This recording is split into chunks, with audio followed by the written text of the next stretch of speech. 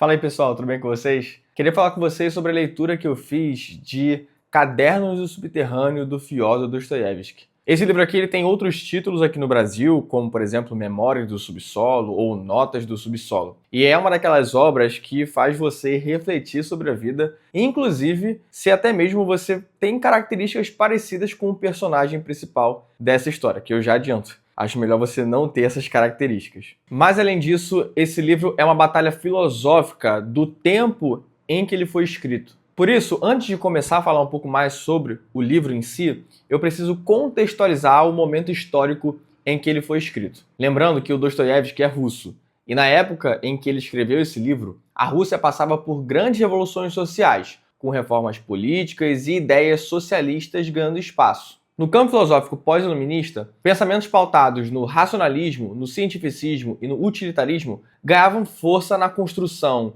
de um homem novo, racional e livre. Dessa forma, o idealismo racionalista era a pedra angular para a construção dessa nova sociedade. E o Dostoiévski era um opositor ferrenho a esse tipo de visão de mundo. Para mostrar essas ideias dele contrárias a esse idealismo, ele acabou escrevendo esse livro. Agora vamos lá falar sobre ele. O livro é dividido em duas partes. A primeira parte é chamada de O Subterrâneo. Nessa parte, a gente vai acompanhar um grande monólogo cheio de digressões, pensamentos de um personagem narrador que a gente não sabe o nome. A gente conhece ele apenas como o Homem do Subterrâneo. Ele é um ex-funcionário público de 40 anos de idade que se aposentou precocemente e vive isolado em São Petersburgo. Sua mente é como se fosse um labirinto, cheio de contradições, ressentimentos, orgulho e uma profunda autoconsciência. Mas o problema é que ele fica pensando demais nas coisas, fica analisando tudo e todos e no final não faz nada para mudar as coisas das quais ele critica. Na segunda parte desse livro, que é chamado de A Propósito da Neve Úmida, a gente acompanha um pequeno trecho da juventude desse narrador. Nessa parte, a gente vê como ele se sente invisível e indiferente aos olhos dos outros. Acompanhamos a sua jornada de tentativa miseravelmente falha de vingança sobre um oficial que ignora sua presença. Depois vemos o reencontro dele com ex-colegas de escola que, por sinal, o desprezam. Ao reencontrá-los, ele até tenta se encaixar naquele grupo, mesmo isso fazendo muito mal para ele. Ele se humilha tentando buscar a aprovação desse grupo, mesmo não gostando nada disso, e até tenta elaborar a forma de se vingar desses colegas pelo total desinteresse deles. E por fim, somos conduzidos ao encontro desse narrador com uma prostituta chamada Lisa. Quando o narrador a encontra no prostíbulo, ele tenta se mostrar superior a ela, tentando parecer um homem frio e calculista, totalmente racional, mostrando para ela o sofrimento dela, como ela perdeu o rumo da vida dela, mas também mostrando um certo caminho que existe uma saída para ela. Porém, quando a Lisa vai até a casa dele, toda essa imagem de homem frio e calculista, completamente racional,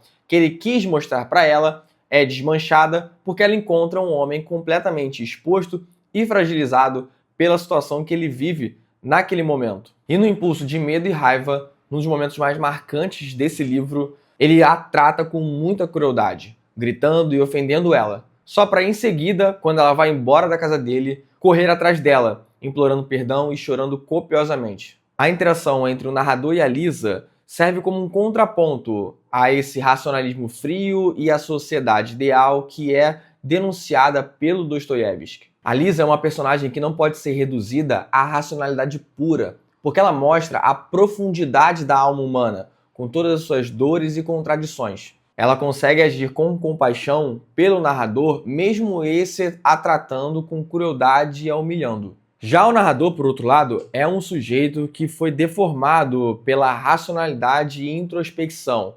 Um sujeito que pensa demais e age de menos. Ele acha, por exemplo, que o ato de amar uma outra pessoa é se expor ao outro, e isso não é racional. Afinal, logicamente, se você se entregar a uma outra pessoa, você pode acabar tendo dor e sofrimento no processo. E um homem racional sabe como evitar o sofrimento, e por isso fica recluso. O homem do subterrâneo, por se basear apenas na razão, se intoxica com seus próprios pensamentos. O subterrâneo ou subsolo não é um lugar físico de fato, mas é uma metáfora. É um abismo das próprias reflexões daquela pessoa. Quantas vezes você deixou de fazer coisas que você realmente queria porque ficou pensando demais nas consequências, nas possibilidades e ficou com medo de agir? Talvez você tenha se tornado a pessoa com medo que vive naquele eterno e se? E se eu tentasse mais? E se eu mudasse de carreira? E se eu desse uma chance para aquela pessoa? E nunca concretiza o ato de fato, porque acaba pensando demais. Com esse personagem narrador, o Homem do Subterrâneo, o Dostoiévski quer criticar a tentativa de racionalizar a natureza humana. Ele critica a ideia que uma pessoa pode ser puramente racional e que só agiria se aquilo lhe trouxesse uma vantagem clara. Dessa forma, ele diz que se fôssemos agir somente pela razão, nos tornaríamos espécies de autônomos, sem individualidade. Ele diz que pessoas podem tomar ações que lhes prejudiquem, porque elas justamente não agem de forma 100% racional. Agindo apenas pela lógica e pela vantagem das suas ações, as pessoas também perderiam a capacidade de ser imprevisíveis, de tomar caminhos que ninguém ousaria seguir, mesmo que isso lhes faça mal. Alguns podem dizer que, mesmo que o comportamento individual de um único indivíduo seja mais imprevisível, o comportamento de muitos indivíduos juntos começa a ser um pouco mais premeditável. Inclusive, é assim que são moldados muitos dos algoritmos modernos, prevendo o comportamento em massa. Porém, o diferencial do ser humano está na sua individualidade, está na sua história pessoal, no caminho que ele trilhou, nos erros que cometeu. Para o Dostoiévski, se pautando somente na razão, qualquer um pode afirmar que, por exemplo, 2 mais 2 são 4. Contudo, uma pessoa também pode afirmar que 2 mais 2 são 5. E eu sei, pode parecer que essa pessoa somente é burra, mas não é isso exatamente o que o Dostoiévski quer falar. Ele usa esse exemplo para mostrar que a vida humana é essencialmente pautada na vontade de afirmar a sua própria liberdade, mesmo que isso vá contra os seus próprios interesses e as probabilidades racionais. Para ele, o homem, em todos os tempos e por todo lado, seja ele quem for, sempre gostou de agir pela sua vontade e não como lhe mandavam a razão e a vantagem. Isso não significa que devemos negar os fatos ou a própria racionalidade, beleza? Tem certas coisas que são o que são. Por exemplo, que a Terra é redonda, as vacinas nos protegem contra patógenos, esses tipos de coisa. Quando Dostoiévski fala sobre essa vontade de afirmar sua liberdade, ele fala na construção de sociedade e de indivíduo.